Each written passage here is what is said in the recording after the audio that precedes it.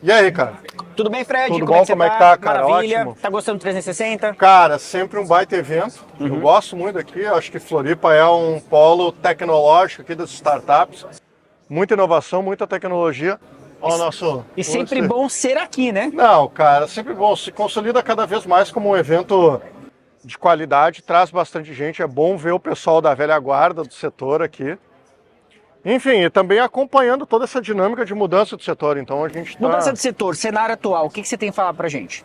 Cara, eu falo assim, o mercado ele passa por uma constante, intensa mudança regulatória, tá? Então, e do cenário econômico também. Então muda a regra, muda indicadores econômicos, premissas econômicas, estão toda hora tendo ali alterações. A gente teve aumento de Selic, mas tem queda de equipamento, queda de preço de equipamento, a gente tem aumento tarifário. Então, tudo acaba se tornando um pouco instável na hora de tu montar o teu modelo econômico. Então aqui a gente vai fazer muito por uma foto do momento, né? Então, apesar de tudo, tá? Apesar dessa instabilidade, o que eu vejo? Tu tem uma tecnologia dominante. A energia solar, ela não é dominante só aqui, ela é no mundo inteiro.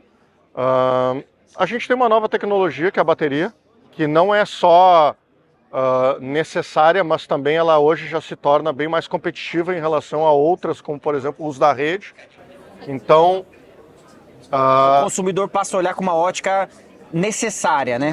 tu já começa a ver a bateria com uma necessidade, porque tu tem dois problemas hoje. Tu tem um deles nas usinas de maior porte, questão de escoamento de energia. Então eu monto uma usina gigantesca e eu não consigo escoar essa energia, porque eu tenho lá o corte na subestação, o chamado curtailment. Isso gera um prejuízo para o gerador. E a gente também tem um problema de, não digo menor escala, mas no gerador distribuído, quando a gente não consegue conectar na rede. Então eu estou lá com o tal da inversão de fluxo. O que isso significa? Que eu tenho mais geração do que consumo, e mais geração do que consumo, eu estou tendo ali que fazer uma limitação da minha injeção, eu estou tendo que...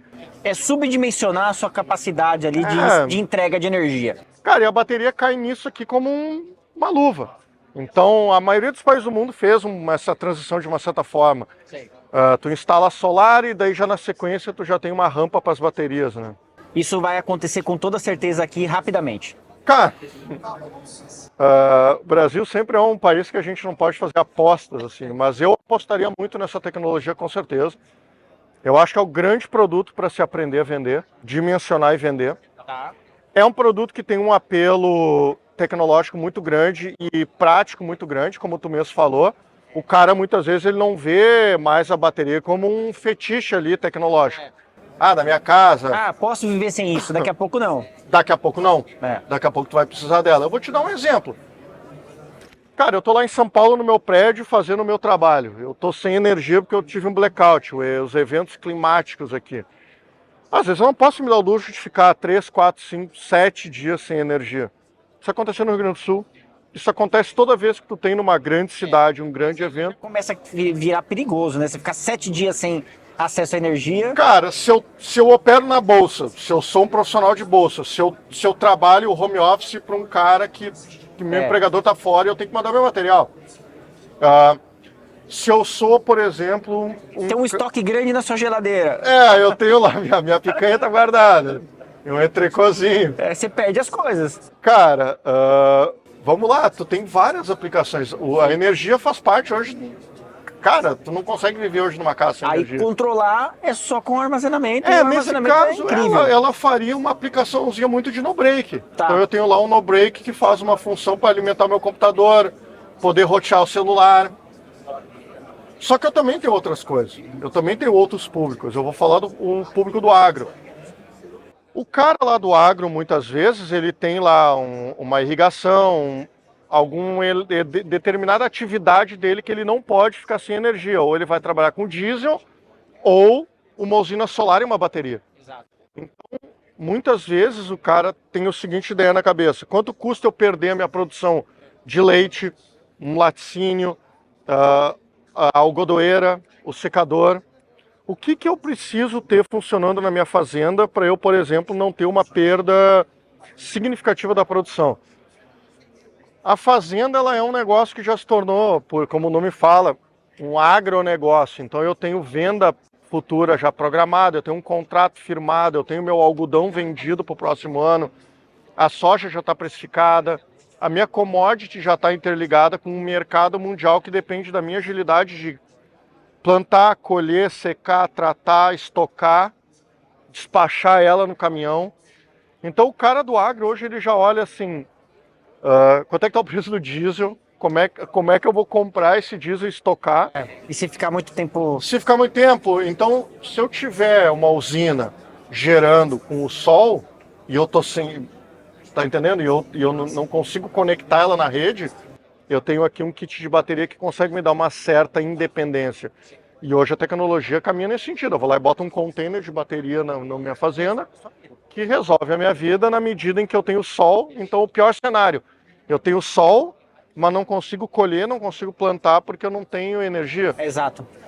E é o que a velha pergunta do setor, né, que já vou te fazer uma segunda, mas era assim, mas se eu tenho energia e eu não tenho, o grid para, você não tem energia. Você não tem energia. Você só tem energia 100% com o processo novo, que é Exatamente, colocar a bateria na equação. Aí você controla em níveis assim, desde o consumidor em casa, que não quer perder a sua geladeira, até o produtor rural, e depois a empresa, lá no produtor eólico que está lá sazonalizando a produção de energia dele, jogando energia, otimizando a rede. Exato. Então, tudo me diz que essa nova onda da GD2 aqui vai acabar sendo a hibridização de sistemas e baterias. E é a pergunta que eu ia te fazer, como vender GD2?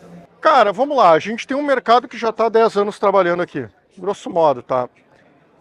Então, com mais força nos últimos 5, tá? Tu já vai encontrar alguns inversores que já estão em fim de vida útil, né? Então, teoricamente, tu vai focar no quê? Naquele teu trabalho de pós-venda que tu fez lá atrás. Manutenção do contato com o teu cliente, aquela ligação amiga para saber se a tua usina está ou não funcionando. O que tu tem aí atrás aí? Tá funcionando? Tá performando bem? Já não está na hora de trocar o teu inversor? Vamos fazer um upgrade de inversor. Botar um inversor maior, melhor, aumentar o overload, já leva mais 4, 5, 10 placas a mais. Já faz a introdução de uma bateria, aumenta essa produção de energia. Então, só que, claro, a conta não é tão fácil de fazer, ela não é mais aquela conta de GD que a gente fazia lá atrás, que era só pegar e eu vou calcular a conta de energia, vou transformar em placa. Hoje precisa de 10 placas, precisa de 5. Tu não vende mais placa. Hoje a gente já vai olhar muito mais para o quê? Cara, é uma aplicação energética, então tu tem que entender uma solução. Cara, essa solução vai passar por um entendimento correto da tecnologia, tarifa, regulação e eventualmente preço, né? Para tu fazer casar tudo isso. Então, aplicações não faltam, é um pouco do que eu vou falar aqui, tá? Que eu chamo sempre a minha palestra, o novo mercado de energia, e daí eu vou destrinchar em 2, agora eu estou fazendo, era Mercado Livre e Mercado GD, agora eu estou fazendo em 3 partes, né? Mercado de GD, Mercado Livre e baterias, as 3 novas frentes que o integrador tem que saber trabalhar.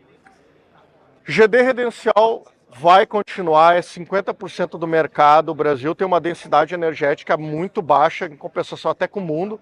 Ou seja, então tu ainda tem espaço para aumentar a geração de energia casa a casa, porque aquele cara que consumia R$200 de energia, ele bota um sistema e ele passa a consumir R$300 de energia. Isso é bom para o país? Vamos lá, a gente tem que pensar nos suprimentos também, né? Mas se tu olhar que o brasileiro que instala energia solar, ele aumenta o consumo de energia dele, isso é positivo como um todo. O Brasil consome menos energia elétrica per capita do que a média mundial. A metade do que a média europeia.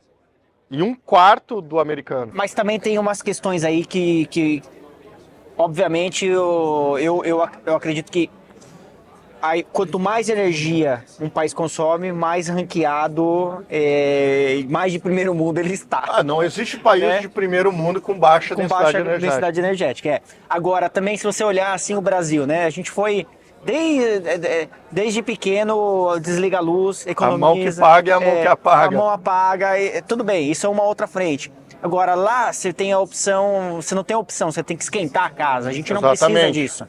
Você vai pro mercado europeu, você tem que esquentar a casa. Mas a gente tem um problema, a gente precisa resfriar a casa.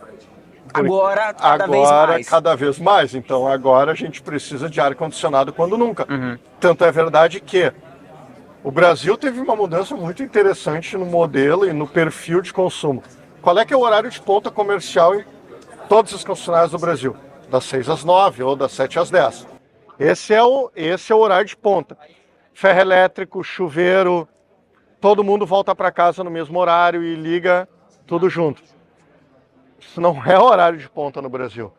Qual é que é o horário que costuma faltar energia no Brasil na gigantesca maior parte dos casos? É à tarde, 2 horas da tarde, naquele dia estralando de calor, São Paulo pegando, o sol bombando. O que acontece? Ar-condicionado. Ar-condicionado, então tu tem o colapso. Então ele acontece normalmente entre... O pico de consumo de energia do Brasil é entre 2h45 e 4h40. É nesse horário que tu tá... As pessoas são... Só que coincidentemente nesse horário é o horário que tu gera mais energia solar.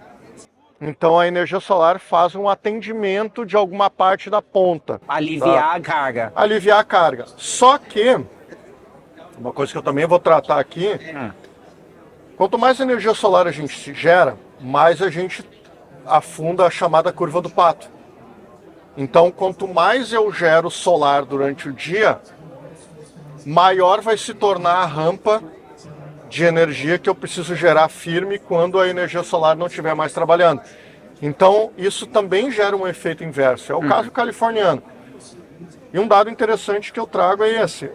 Em um determinado período desse ano na Califórnia, durante essa rampa, o maior gerador de energia, gerador entre aspas, de energia na Califórnia foi a bateria.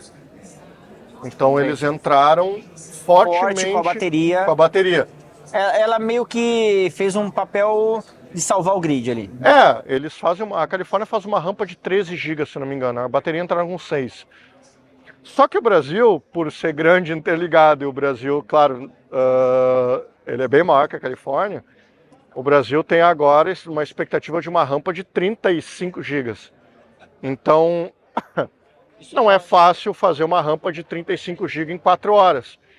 Esse é um desafio operacional que o ONS hoje está tentando entender. Então, assim, muita gente vê isso como um ponto que pesa contra. Eu, por acaso, já vejo isso como uma oportunidade. Porque quanto mais o sistema se altera, mais soluções a gente precisa, e mais a gente desfaz lógicas. E mais as pessoas se mexem rápido. Eu falo assim, quem se mexe rápido é o chinês. Porque esse cara tá lá estudando e ele tá nos vendendo tecnologia. E a gente é carente disso. Então, vamos lá. Eu gosto de ver sempre pelo lado positivo. Eu acho que a gente tem um futuro muito interessante pela frente. Da transição energética não é só mudar a fonte, né, de fóssil para... A transição energética, ela também é a forma como nós consumimos energia e como nós vivemos essa energia. Então a gente hoje já fala nessa mobilidade urbana do carro elétrico. Quantos carros elétricos tu consegue carregar ao mesmo tempo num prédio, por exemplo? Daí isso era uma coisa que eu ia dizer. A bateria não serve só para casa ou para usina. Vamos pegar um prédio comercial que vai precisar. O prédio. Eu vou trocar o meu gerador a diesel, barulhento, não funciona, alta manutenção, por um container de bateria que eventualmente vai complementar a subestação que eu vou precisar para carregar 8 carros elétricos. E esse banco de baterias para um edifício, ele pode servir duplamente. Não, ele faz inúmeras funções. Mas vamos pensar aqui 2 funções. Falha, que é o backup, para áreas comuns, ok. E prioridade constante seria o quê? Exatamente isso que você está falando. Eu tenho 20 carregadores elétricos no prédio. Eu vou botar uma subestação... Como é que você vai fazer? Às vezes não dá para você fazer. Eu não tenho como, eu não tenho nem espaço. Mas a bateria pode equilibrar essa carga. Pode equilibrar a carga. Num shopping center, por exemplo, ela pode fazer várias funções. Shopping normalmente tem carport, tem espaço para geração, tem espaço para sistematicamente muitos carregadores para veículos. Então, a gente vai passar por essa eletrificação, assim, eu chamo muito dos empreendimentos de múltiplas unidades, tá? Que é o chamado EMUC aqui. Shopping center, condomínio logístico, condomínio industrial, galpão refrigerado. tudo que tu tiver aqui de várias unidades consumidoras com perfil de comércio, indústria, tu tem uma necessidade energética muito grande. E daí tu tem um eletrocentro ali que vai precisar te atender. Seja para o carro elétrico, seja para a produção, seja para o carporte, seja para geração de energia com uma usina. Controle de pico. Controle de pico, carregamento de vários carros. Vamos pegar, por exemplo, um posto de gasolina de beira de estrada. Uhum. Eu tenho lá um ponto de recarga para vários carros, para comodidade. O cara está na estrada, ele não pode ficar 4 horas, ou ele não vai querer ficar 4 horas parado. Hoje. O cara fica parado 4 horas. Exato, ele tem 2 carregadores no posto. Aí chega tá estragado. Um tá estragado, ou tá lotado. Vou te dar um exemplo, o carregador é de 7, ele tá dando 3. Entendeu? Ou o que você vai fazer com um carregador de 22 na estrada? A gente tem feito um trabalho entre clientes muito interessante, que são postos de gasolina que já se abriram um pouco para essa nova realidade. Então o cara, o que ele está vendo ali? Ele está olhando que o ponto dele funciona, ele tem 4, 5 carros elétricos, o cara já bota na rota, para naquele posto específico, que não é aleatório, consome lá, almoça, leva a família, deixa o cachorro, compra alguma coisa, faz a refeição, carrega o carro. Pode acontecer com o caminhão também. Vai lá que no futuro a gente tenha lá um caminhão elétrico, um ônibus elétrico. Pesado. Eu vou precisar de uma bateria nesse lugar. Tem que ter um skid, uma bateria, uma rede adequada e muito provavelmente eu vou levar para lá uma usina solar. Que eu não levava, por quê? Porque esse cara era cliente do Grupo A. E daí tu tinha na GD, tu tinha aquela dificuldade. Poxa, mas por que eu vou instalar uma usina no cara do Grupo A se a conta não fecha? Agora fecha. Agora fecha. Porque é uma outra modalidade da utilização da energia. É uma outra solução, então a energia solar ela sempre é uma parte da solução. E ela está sempre orbitando o mundo. Orquestrando daqui para lá. Daqui o cara está sempre pensando, energia solar faz parte sempre da parte da solução. Talvez tu vai migrar o cara para o Mercado Livre, vai migrar com uma usina, vai ser autoprodutor, vai ter redução no custo do fio, vai instalar uma bateria, vai fazer um eletroponto, vai vender de fato essa energia no carregador do carro. Tem muita coisa, né, Fred? Cara, e daí tu cobra lá, tu quer um carregador de 150 kW para carregar de carga rápida? A minha ideia é que seja... Que expanda isso de uma forma mais democrática. Com certeza. Cara, mas vamos lá, tudo é comodidade. É comodidade, é o teu tempo. Tu quer deixar para comprar cerveja na hora que tá acontecendo o churrasco? Tu vai pagar 20 reais a long neck. Então, assim, ou tu vai no super e paga 5, ou tu vai comprar no posto e paga 20. O que eu quero dizer com isso? Vai ter mercado para tudo. Carregamento de carro elétrico é conveniência. O brasileiro não tem um planejamento tão forte assim. Então, às vezes, tu tá te pegando sobressalto. Cara, tem que carregar. O carregador aqui, porque um carregador de carga rápida não é só energia, é o equipamento que custa caro.